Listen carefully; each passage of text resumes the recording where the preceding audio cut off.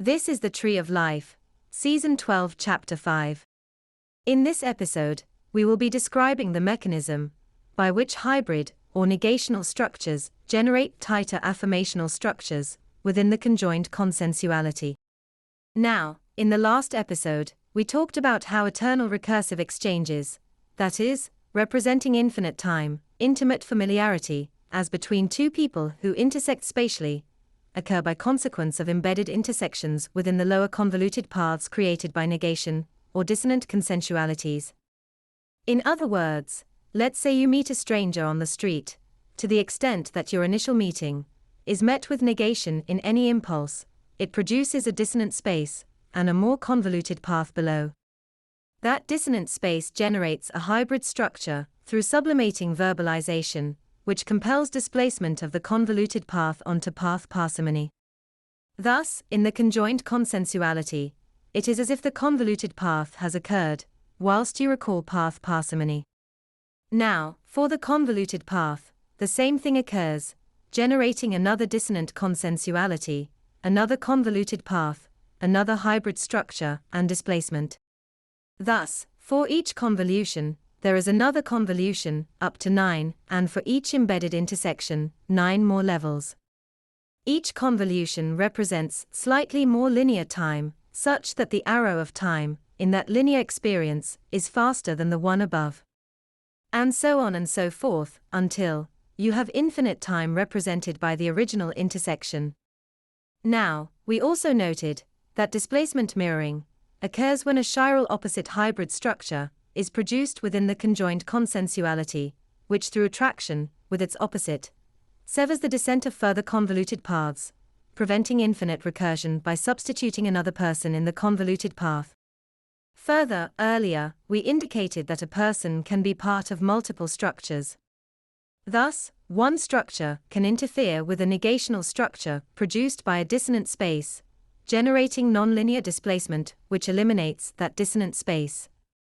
Thus, there are two mechanisms by which structures can prevent infinite recursion. The question becomes, why does the conjoined consensuality undermine infinite recursive exchanges?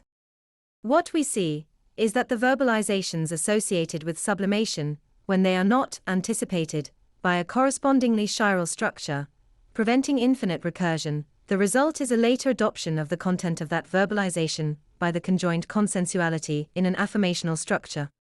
Which is to say, that the original hybrid structure, created within the dissonant space, involves the pairing of affirmation regarding one impulse with negation regarding a dialectical impulse.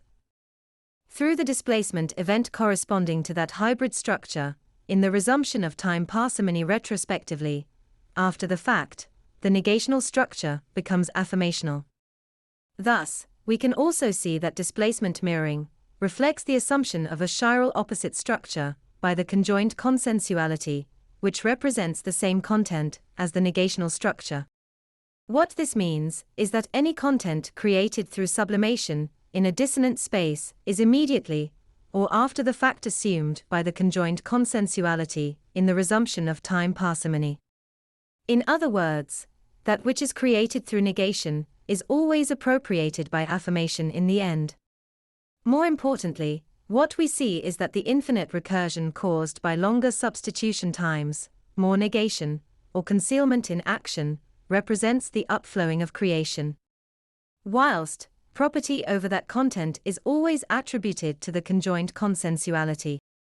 Since we noted in past episodes that dissonant spaces as between persons A and persons B produce desynchronization, we can also observe that migration of a dissonant space through displacement mirroring represents a push toward synchronization for the former.